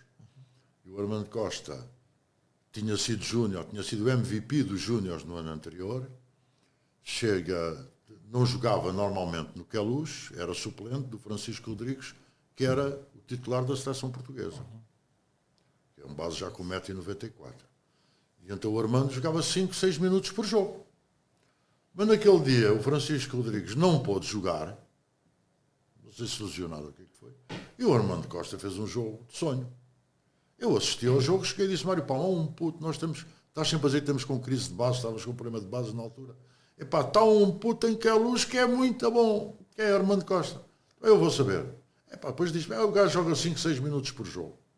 Disse, não joga nada, ele é bom jogador, é porque é suplente do Francisco Rodrigues. Se não fosse suplente do Francisco Rodrigues, noutra equipa ele jogava. Bem, eu vou pensar. Então. Epá, passado um ano, eu falo com o Mário Palma. Mário, olha, eu vou a Lisboa, como é o Armando? Não está controlado, eu vou convocar o Armando. Para vir, para a gente ver o que ele vale cá. Epá, eu chego a Lisboa uma sexta-feira, eu normalmente viajava à sexta-feira. Eu trabalhava numa determinada empresa que tinha 3 viagens por ano. E à sexta-feira, ao meio-dia, chegava lá, tomava banho, jantava e ia para a discoteca. Logo, caras. Estamos a falar há 20 e tal anos atrás, 20 anos atrás, não é? Hoje é ao contrário. Hoje é calça as pantufas e mete no sofá da televisão. E então, estou na discoteca Mussulo. O meu filho Mauro, na altura, era o Relações Públicas da discoteca Mussulo. E ele disse, pai, olha, está ali o Abdel e está o Armando. Queres que eu chame? Não, chama lá os gajos. E eles vêm e tal. Eu e o Abdel fizemos uma festa, né? E apresentaram-me o Armando. Eu disse, então como é, Armando? Estás convocado para a seleção? Estou e tal, estou. Estás convocado para a seleção? Estou convocado para a seleção. Terça-feira já me vou apresentar. Eu disse, estás convocado para a seleção? Terça-feira já te vais apresentar. A seleção ainda não foi convocada. Foi, então, tenho que... Ele estava convocado para a seleção portuguesa. Eu disse, não, Armando, desculpa lá. Se tu fosses jogador de futebol e fosses convocado para a seleção portuguesa, eu disse, vai. Eu dizia, vai. É mesmo assim. Agora, se tu queres ir a campeonatos africanos, Jogos Olímpicos e campeonatos do mundo, e taça dos clubes campeões africanos, vais jogar em Angola. Porque se jogares em Portugal, não vais a lado nenhum. Vais ao grupo C, às vezes. Por isso escolhe. Realmente, eu já tinha pensado nisso, mas ninguém me diz nada. Eu disse, então, estás convocado para a seleção. Ele ficou assim a olhar para mim, olhou para o Abdel. O Abdel diz, não, se o Cota diz que estás, é porque estás. Claro que eu tinha falado com o Mário Palma, não é? Eu disse, olha, amanhã de manhã, agora nós estamos aqui na discoteca e 11 horas, meio-dia, o Mário Palma vai te telefonar porque eu vou falar com ele para ele te ligar, vou-lhe dar o número. Liguei para o Mário Palma. Mário, como é que é? O Armando, vais convocá-lo ou não? Não vou convocá-lo. Terça-feira vai para a seleção portuguesa. Agarra-me o gajo. Pronto, fiz a triangulação, telefone, o Mário Palma e o Armando. está aí. Hoje é até vice-presidente do 1º de agosto. 1º de agosto. Veio para aqui para a seleção, veio jogar no 1º de agosto. Mas se eu não vou naquela sexta-feira, vou na segunda, na seguinte. Se eu não tenho aquela displicência, às vezes parva, dizer estás convocado, pronto, ou agarrarem ter os ombros, estás convocado. Não tem nada a ver com o assunto, né? Mas também posso dizer, eu quando aconselho o Armando para vir, estou a pensar nele. Porque se ele fosse jogador de futebol, eu dizia, deixa-te ir. Porque é diferente. Sim, sim. Nós vamos ao cano às vezes, porque felizmente agora parece que vamos mais vezes, né? Sim. Deus queira que Agora sim. parece- O discurso, se calhar, daqui a 10 anos muda. Mas se queres ir no Campeonato do Mundo, se queres ir aqui, se queres ir ali, é mais perto estar na inglesa, francesa, espanhola, alemã, brasileira, argentina, do que na seleção, qualquer uma seleção africana. Tirando talvez um Senegal, um Egito, mas a espaços. lá também. Mas a espaços, Sim, também sim, não é sim, sempre, sim. né? Agora estas que eu falei estão lá sempre. Certo. Também Portugal está sempre de há 20 anos para cá, ou 30, que antes também não estava, né? Mas a realidade atual é esta, não é? Por isso eu acho muito bem, é como estavam no outro dia, perdemos o Ângelo Gomes. O Ângelo Gomes não é produto do futebol nacional. A gente pode perder uma coisa que já tem. Se me cair dinheiro do bolso, é meu, perdi-o. Mas se eu não tenho, não perdi. O miúdo Ângelo Gomes parece que até nasceu em Inglaterra, fez toda a sua formação em Inglaterra. Então porquê que não há de jogar na seleção inglesa que vai a Capitão da campeonatos do seleção mundo? jovens. Foi capitão. Eu acho muito bem o filho do Gil. Sim, sim. Pá, acho muito bem. Acho muito bem que ele opte pela seleção inglesa. Como, por exemplo, nós temos aqui jogadores.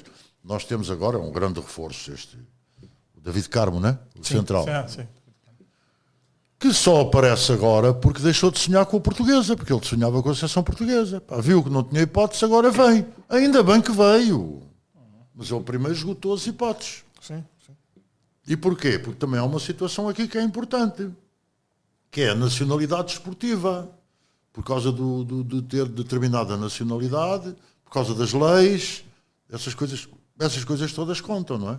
Bem que ele, eu nem sei se ele nasceu cá, se nasceu em Portugal, acho que nasceu em Portugal. Acho que nasceu em Portugal, sim. Nasceu em Portugal, filho de pais angolanos, ou mãe, ou pai, não sei, ou avós, não faço ideia nenhuma, quero que ele seja feliz e que a gente grite muito por ele e que ganhamos muito e que nos ajuda a estar no mínimo, estar no cano. É E isso. depois chegarmos mais longe onde a gente puder. Porque dizerem-me assim, ainda há bocadinho eu falei no Afrobasket. O Afrobasket o objetivo é título. Mas se calhar ficar em segundo, terceiro é bom resultado. No cano ficar em quinto, sexto é um grande resultado. Mas se pudermos ir ao título, melhor. Senhor. Mas o objetivo, à partida, não será. Quer dizer, eles agora furaram, né? Sim. Ficámos neste último cano, em que lugar é que acabámos de ficar? Sétimo, né? Quartos por aí. O quarto de finais é entre quinto e oitavo, por aí. Quinto e oitavo, por aí. Sim. É um grande resultado. Para quem não ia lá há não sei quantos anos, depois de 2006, do Mundial, nunca mais fomos lá. Tivemos ainda na África do Sul. E tivemos aquele aqui organizado. Aqui em 2010, sim. Tivemos aqui em 2010, foi organizado por nós. Mas nunca mais lá fomos, não é? Desta vez fomos lá e fizemos um brilharete e continuamos. Muito gritei eu neste último jogo aqui agora. Sim. Muito gritei eu. Fiquei bem satisfeito. Não fizemos um grande jogo, mas ganhámos. Porque isto no desporto é primeiro Pelo ganhar. resultado, certo? E depois fazer um grande jogo, não é? Assim mesmo. Tu podes jogar uma enormidade, mas se não ganhares, não ficas na história. É isso. Eu queria aproveitar, né, que há um tópico que está todo mundo atento, essa disputa ao cadeirão da Federação de Basquetebol, da FAB. E era para saber a sua opinião aqui sobre o que acha sobre, primeiro, como é que será os candidatos, se já ouviu alguma coisa dos planos que cada um tem, Lá, eu não posso, vamos lá ver uma coisa. Planos de boca todos têm. Tu amanhã perguntas-me se eu quero vir aqui ser diretor aqui da tua rádio. Planos de boca eu tenho, agora depois fazê-los é que é mais complicado. Não sei se as pessoas conseguem fazer aquilo que dizem que vão fazer. Porque as coisas não são fáceis. Bem, penso que se posiciona Penso que o ministro vai candidatar, não sei, ainda não anunciou. O Carlos Almeida também diz que vai candidatar, mas oficialmente também ainda não anunciou, não é? Acho que ainda não chegou o prazo. O Riquinho também diz que vai candidatar. Penso que são 3 pessoas que se podem candidatar, que estejam mais ou menos dentro dos preâmbulos. Eu penso, e por exemplo, ainda a semana passada me perguntavam porque é que eu não me candidatava. Eu disse, não tenho perfil. Tem perfil? Não, eu acho que, esta é a minha opinião. Primeiro, às vezes não há dinheiro para fazer determinadas coisas na federação. Às vezes não há dinheiro para pôr a seleção num campeonato mundial, num campeonato olímpico, num campeonato africano. Não há dinheiro e é preciso alguém entrar com dinheiro. Por isso o presidente tem que ter dinheiro no bolso. Se não tiver, tem que ter determinado prestígio empresarial para conseguir convencer outros empresários ou a apostarem com publicidade ou até emprestarem. Ou capacidade na banca para pedir financiamentos à banca. Por isso tem que ter determinado perfil. Depois tem que gostar da modalidade. Tem que estar dentro dos preâmbulos da modalidade. Se possível, que já tenha um passado desportivo nessa ou noutras modalidades, porque, no fim de contas, normalmente a gente quando fala nos candidatos é o presidente. Tem que ter já um passado de gestão, porque também tem que gerir. Muitas vezes pode não ser um economista, mas tem que saber ir buscar o economista certo. Sim. Porque muitas vezes vai-se buscar um indivíduo porque é amigo ou que é primo, não é? Não, tem que ser alguém certo, cada pessoa certa no lugar certo. Dado aquilo que nós temos visto, acho que o Muniz está dentro disto que eu estou a dizer. O Carlos Almeida está mais ou menos, tem um grande passado desportivo, foi secretário de Estado, não tem passado como dirigente desportivo, mas tem como secretário de Estado. Não sei se ele fez gestão de algo, não sei. Isto também é importante, mas pode ser que sabe rodear. O Riquinho é uma incógnita. Nos tempos em que havia dinheiro por todo o lado, o Riquinho era uma estrela.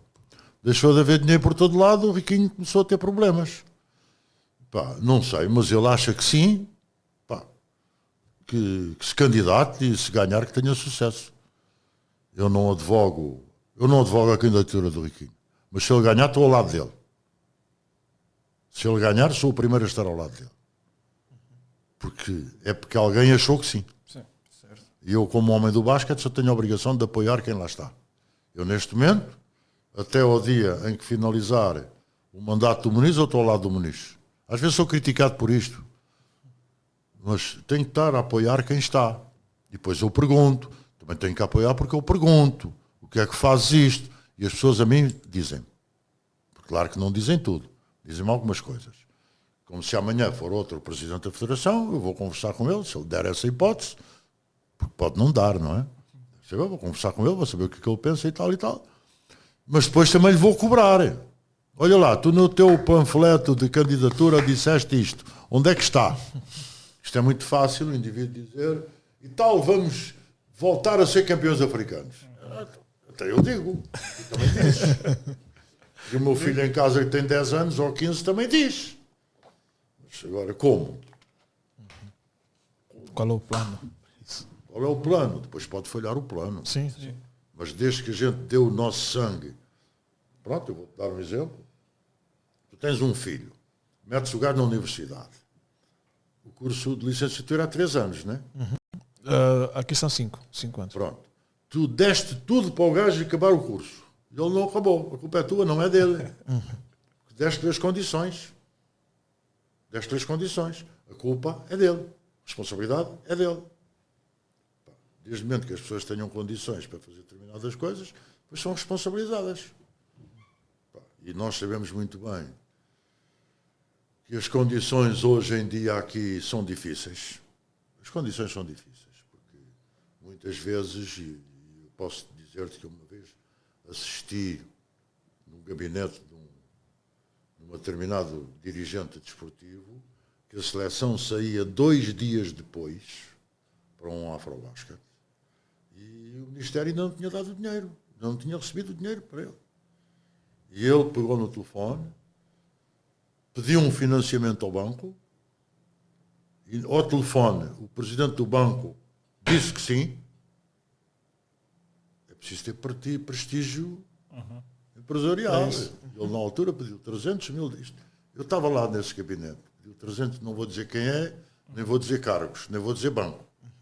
Estamos ao telefone, estamos a falar, por acaso estavam lá mais 2 dirigentes da Federação. Foi quando eu entrei para falar do assunto do Zé Carlos e do Jean-Jacques, isto em 95. Sim.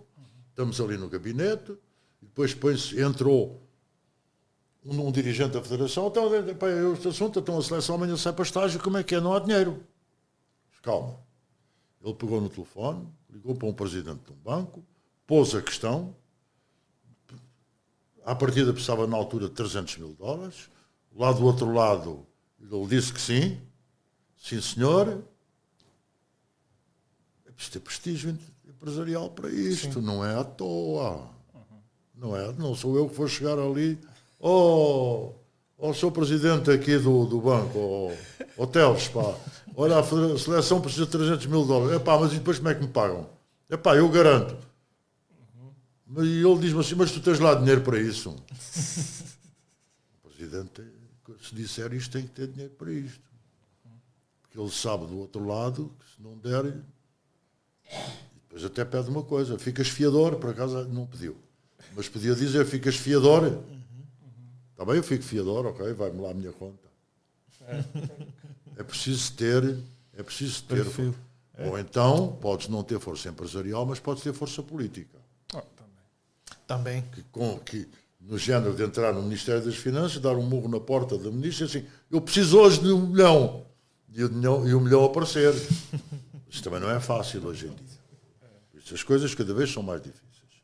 Agora é como eu também dizia há bocado. Mas porquê é que as pessoas sabem que se calhar até vão pôr do seu bolso, porque é que querem o cargo?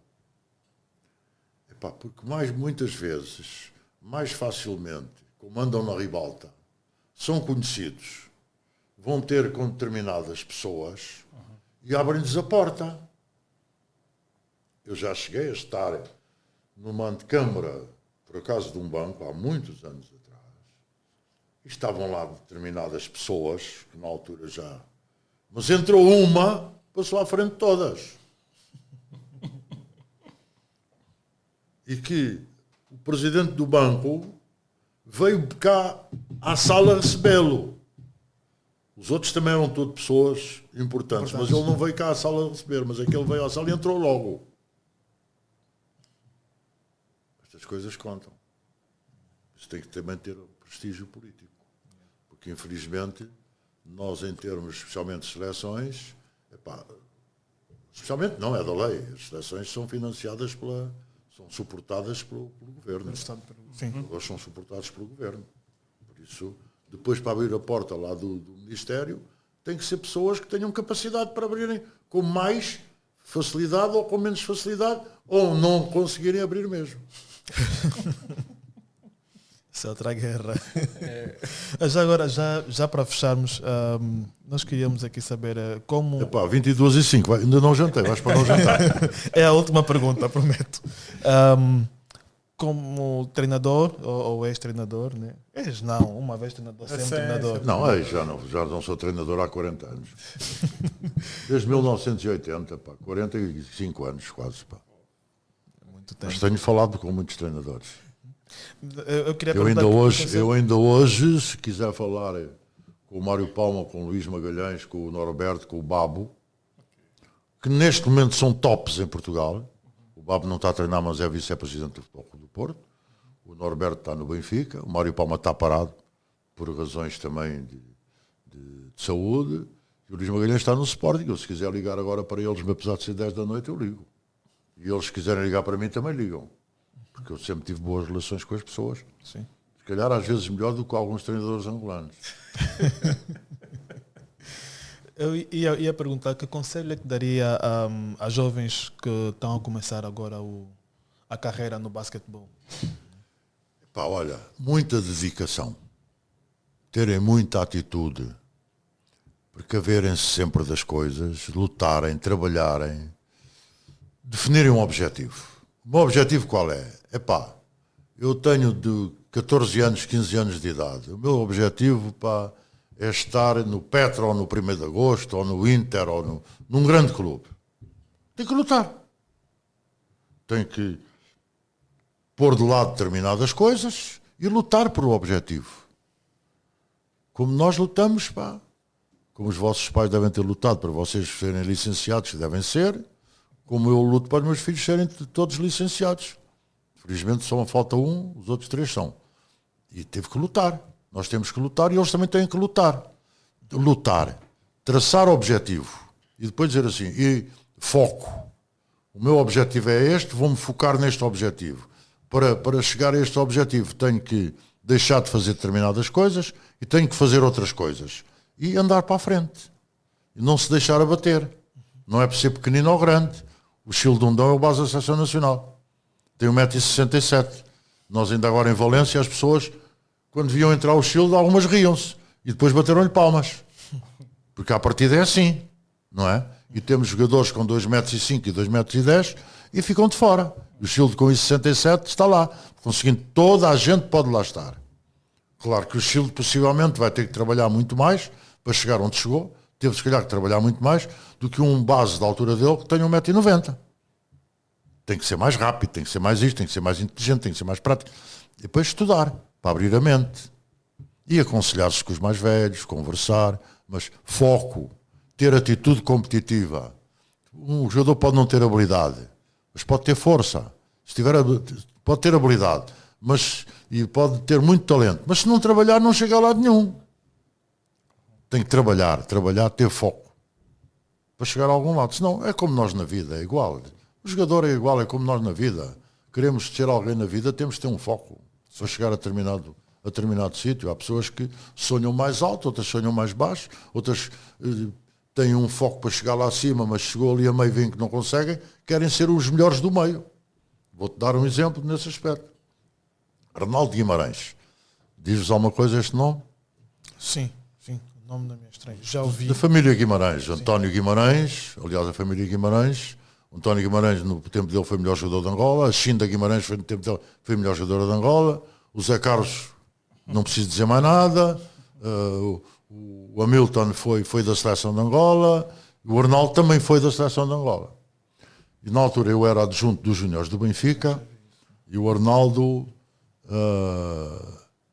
teve uma semana sem treinar. Nós tínhamos um colega dele, que era o Jorge. Jorge, o que é que se passa com o Arnaldo? O Arnaldo está a estudar. Não vem treinar, está a estudar. Mas ele disse que na semana passada só teve, o mínimo que teve foi 18. Pois, mas há um gajo lá que teve 20. E ele quer ser o primeiro. Quer dizer, para mim isto é de louco. Mas cada um é como cada qual. Ele vai ouvir isto com certeza, sabe que isto é verdade. Ele teve 18 ou 19, mas houve um colega que teve 20, ele foi estudar para ter 20. E eu disse, então e se ele tiver 15? Mas se ele tiver 15 e ficar em primeiro, ele não se preocupa. Ele tem que ser o primeiro.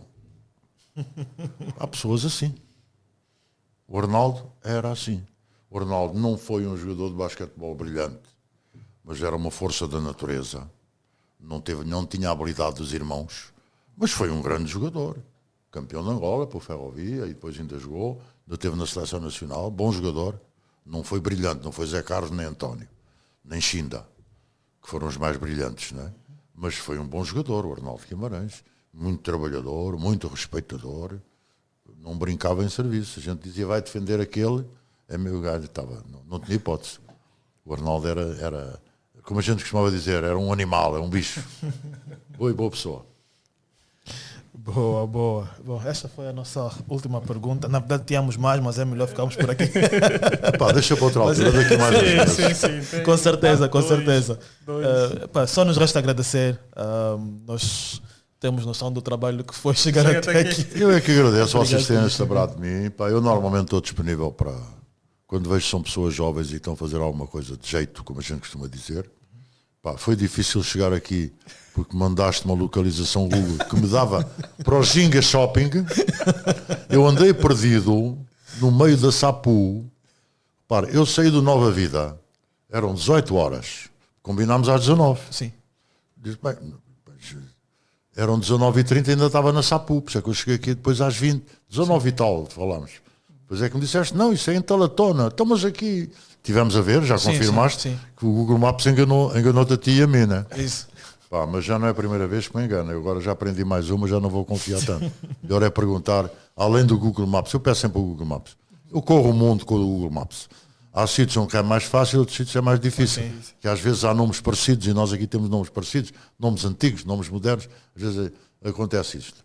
Mas eu estava perdido no meio da Sapu. Tu estás a ver, às 19 horas, um pula perdido no meio da Sapu. Num carro todo bonito. Mas eu, felizmente, não tenho problemas. Eu vou a todo lado, nunca me senti intimidado, mas às vezes ouço coisas, histórias que a gente vê aqui nos Facebooks, nestas coisas todas, que assustam as pessoas. Sim. Mas como eu acho que não faço mal a ninguém, porque é que me vão fazer mal a mim? Claro, não estou sujeito a ser assaltado, como todos nós estamos. Até em Talatona posso ser assaltado. Sim. Ainda agora vi, correu aí um filme de uma senhora ser assaltada, uma médica, no Quilamba. Mas já agora quero dar um conselho à população. Eu estive a ver o filme. A senhora saiu de casa, entrou no carro, e o carro ficou parado aí 1 ou 2 minutos. Depois veio um indivíduo a pé, chegou ao pé do carro, abriu o carro e assaltou-a. Eu posso dizer como é que eu faço. Eu chego ao carro, ponho o carro a trabalhar e arranco. Ponho o cinto depois. Ajusto os vidros depois. Mas arranco logo. Já me aconteceu eu andar 40, 50 metros, ainda estou a pôr o cinto e o polícia mandou-me parar e multou-me. E eu dizer, não, é que eu arranquei. Claro que multou-me, ele estava eu contrariei a lei. Mas prefiro do que ser assaltado. E há sítios onde nós podemos ser mais facilmente assaltados, como quando vamos a um multicaixa levantar dinheiro, às vezes em sítios que não tem ninguém, melhor entrar no carro e baza.